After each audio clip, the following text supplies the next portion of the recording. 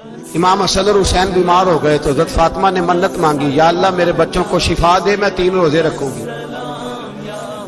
اللہ تبارک و تعالیٰ نے بچوں کو شفا عطا فرمائی۔ اور میں سمجھتا ہوں یہ کربلا کی ٹریننگ تھی۔ روزے رکھے بچوں نے۔ کس نے روزے رکھے؟ بچوں نے۔ کس نے؟ 7-8 سال کی عمریں بچوں کی۔ حضرت علی فرماتے ہیں جب میں نے دیکھا نا میرے بچے بھی روزے سے ہیں تو میں کہیں سے تھوڑے سے جوں لایا۔ یہ شہزادے ہیں کائنات کے سب سے بڑے۔ فرماتے ہیں میں نے بی بی پاک کو دیے تو سیدہ پاک نے جوں پیسے روٹیاں پکائیں، اور جب عین افطاری کے وقت کھانا سامنے آیا تو دروازے پہ بھکاری آیا۔ عین اس بڑا بے نیاز ہے اللہ، عجیب رنگ ہے مالک کا۔ عین افطاری کا وقت جب آدمی کہتا ہے کہ فٹافٹ ہو جائے، بھکاری دروازے پہ آیا اور اس نے صدا دی، او میرے رسول کے گھر والوں، کئی دنوں سے روٹی نہیں کھائی۔ حضرت علی نے، حضرت فاطمہ نے بچوں کی طرف دیکھا تو امام حسین چھوٹے تھے سب سے، انہوں نے سب سے پہلے برتن اٹھائے کھانے والی، اور کہنے لگی اماں میں نہ دیکھے آؤں۔ حضرت فاطمہ رشک کرنے لگی، مصطفیٰ کے نواسے باہر گئے، اپنے حصے کا کھانا وَيُبْصِرُونَ عَلَىٰ أَنفُسِهِمْ وَلَوْ كَانَ بِهِمْ خَصَاصَةٌ۔ اللہ فرماتے ہیں انہیں بڑی اشد ضرورت بھی ہو پھر بھی وہ دوسروں پہ اثار کر دیتے ہیں۔ وہ کھانا پار امام حسین دے آئے، پانی سے روزہ کھولا، کھجورے کھائی، لیٹ گئے، سویرے کھجورے کھائی، روزہ رکھ لیا۔ شام ہوئی تو حضرت علی فرماتے ہیں میں پھر اگلے دن کے روزے کے لیے جوں لایا، فاطمہ نے پیچھے روٹیاں پکائیں۔ 2 دنوں کی بھوک تھی پر مالک تو بڑا بے نیاز ہے۔ آزمانے پہ آیا تو اس رنگ میں عین افطاری کے وقت دروازے سے آواز نکلی، اور مانگنے والے نے کہا کہ بھوکا بھی ہوں اور یتیم بھی، یتیم ہوں۔ حضرت فاطمہ کہنے لگی بیٹا دیر نہ کرنا، یتیم کا پیٹ بھرنے میں دیر نہیں ہونی چاہیے۔ کھانا باہر چلا گیا، پانی سے روزہ، کھجورے۔ شہزادے ہیں شہزادے، یہ 2 جہاں کے شاہ، پاس کچھ رکھتے نہیں، 2 جہاں کی نعمتیں ہیں ان کے خالی ہاتھ میں۔ کھجور پانی سے افطاری بھی، سحری بھی، سویرے پھر اٹھے، روزہ رکھا، تیسرا دن ہے، تیسرا۔ ذرا دل پہ ہاتھ رکھنا، بچہ ایک رات بھوکا ہو تو اماں سوتی نہیں۔ اور میں کہا کرتا ہوں اماں فالج والی ہو نا، فالج والی ماں، فالج زدہ، تو آدھی رات کو اس کا بیٹا جوان کہے تھوڑی بھوک لگی ہوئی تھی تو اماں کو رینگنا بھی پڑے تو وہ رینگ کے بھی جاتی ہے، روٹی پکاتی ہے، کہتے ہیں میرا لال بھوکا نہ سو جائے۔ اور مصطفیٰ کی بیٹی سے زیادہ بچوں سے کون پیار کر سکتا ہے؟ اور 3 دن کے بھوکے بچے، تیسرا دن آیا، بڑے حوصلے سے بی بی کہہ دیتی ہے چھوڑو ان کا تو کام ہے، یہ تو آتے رہتے ہیں، میرے بچے بھوکے تم پہلے روٹی کھاؤ۔ لیکن میرے بھائی کربلا ایسے نہیں سجتی۔ یہ جو برگر کھا کے ناراض ہونے والے بچے ہوتے ہیں یہ میدانوں میں نہیں نکل پاتے، ان کے لیے مشکل ہوتا ہے۔ حضرت فاطمہ نے، حضرت علی نے ڈیوٹی کی، ڈیوٹی اپنے بچوں کو تیار کیا کربلا کے لیے۔ تیسرے دن جب رکھا صاحب نے کھانا تو باہر سے بولنے والا بولا کہا میں مسکین ہوں، لاچار ہوں، گھر بھی کوئی نہیں، کھانا بھی کوئی نہیں۔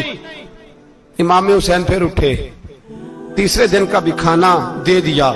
حضرت علی فرماتے میں بچے پکڑ کے مسجد لے کے گیا، کہیں بھوک سے میرے لال گر نہ جائیں۔ کہتے ہیں ہامتے کامتے تینوں شہزادے مسجد میں داخل جو ہوئے تو بس ہماری قیمت پڑ گئی، مول پڑ گیا ہمارا۔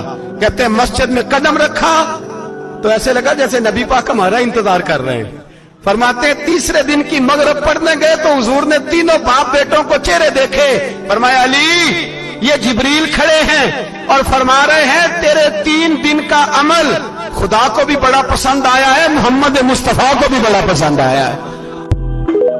بہت ساری بیماریاں انسان کے اندر پیدا ہو جاتی ہیں، کچھ جگہ پہ وہ اتنا کمزور ہو جاتا ہے، اتنا کمزور ہو جاتا ہے کہ اپنے کسی مخالف مسلمان بھائی کی تکلیف پر بھی خوش ہوتا ہے۔ بعض لوگ ایسے ہوتے ہیں کہ جو کسی کی مصیبت پر معاذ اللہ اظہار مسرت کرتے ہیں۔ دکاندار اگر دیکھتا ہے کہ میرے ساتھ والے دکاندار کا کام بیٹھ گیا تو بڑا خوش ہوتا ہے۔ استغفر اللہ، تاجر دیکھتا ہے کہ فلاں تاجر ناکام ہو گیا تو راضی ہوتا ہے۔ یہاں تک کہ ہمارے رشتہ داروں میں سے بعضوں کے بچے امتحان میں فیل ہو گئے تو بعض گھروں میں خوشیاں منائی جاتی ہیں۔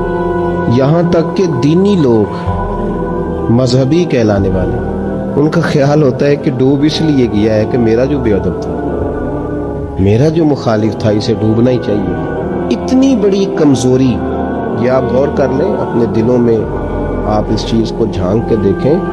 ایک شخص مصیبت میں ہے اور مسلمان ہے، لیکن چونکہ ہمارا مخالف ہے ہم خوشی منا رہے ہیں، ہم کہتے ہیں بڑا اچھا ہو گیا، اس کے ساتھ ہونا ہی چاہیے تھا، اس کے کرتوتوں کا یہ پھل ہے.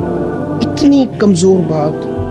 اللہ کے بندے بھی کبھی اس طرح کرتے ہیں. رسول اللہ صلی اللہ علیہ وسلم کے غلاموں کا یہ حال بھی ہوتا ہے. دشمن مرے تو خوشی نہ کریے، وہ سجنا بھی تے مر جانا ہے. لیکن اظہار مسرت کرنا، اس کو شماتت کہتے ہیں. کسی مسلمان کو، کسی بھائی کو اس کے نقصان پر یا آنے والی مصیبت پر خوشی کا اظہار کرنا، اس کو شماتت کہتے ہیں. قرآن مجید نے منافقوں کی بات ارشاد فرمائی، فرمایا ان تمسسکم حسنۃ تسؤہم، فرمایا ان کا طریقہ یہ ہے منافقوں کا کہ اگر تمہیں کوئی بھلائی پہنچے تو انہیں بری لگے. انداز دیکھیے قرآن پاک کا، کوئی تمہیں بھلائی پہنچے تو منافقوں کو بری لگتی ہے، اور اگر تمہیں کوئی برائی پہنچے تو اس پر خوش ہوتے ہیں، اس پر وہ بڑے راضی ہوتے ہیں کہ او ہو انہیں تکلیف پہنچ گئی. فرحت اور مسرت کا اظہار کرتے ہیں. اللہ تبارک و تعالی ارشاد فرماتے ہیں کہ ان تصبروا وتتقوا، اگر تم صبر کرو اور پرہیزگاری اختیار کرو، لا یضرکم کیدہم شیئا، ان کا داؤ تمہارا کچھ بھی نہیں بگاڑ سکتا، کچھ بھی تمہارا وہ نہیں بگاڑ سکتے. اس لیے کہ ان اللہ بما یعملون محیط، بے شک اللہ تعالی ان کے سب کاموں کو گھیرے ہوئے ہیں. کبھی بھی کسی شخص کی مصیبت پر مسرت کا اظہار نہ کریں، کبھی بھی. وہ یار آپ خیر نہیں کر سکتے تو اتنے تو نہ کمزور ہوں روحانی طور پر، اتنا تو نہ انسان گر جائے کہ ایک بندہ مصیبت میں اور دوسرا خوشی کا اظہار کر رہا ہو. میرے نبی پاک صاحب الاولاق سید عالم صلی اللہ علیہ وسلم نے ارشاد فرمایا، ترمذی شریف میں حدیث موجود ہے، فرمایا کسی مسلمان کی مصیبت پر خوش نہ ہونا، اپنے کسی بھائی کی مصیبت پر خوش نہ ہونا. یہ ترمذی شریف ہے. الفاظ کا انداز دیکھیے کس طرح کا ہے. حضور فرماتے ہیں اپنے بھائی کی مصیبت پر اظہار مسرت نہ کرنا، ورنہ اس پر اللہ رحم کر دے گا اور تمہیں اس میں مبتلا کر دے گا. نہ اس طرح کا کام کرنا.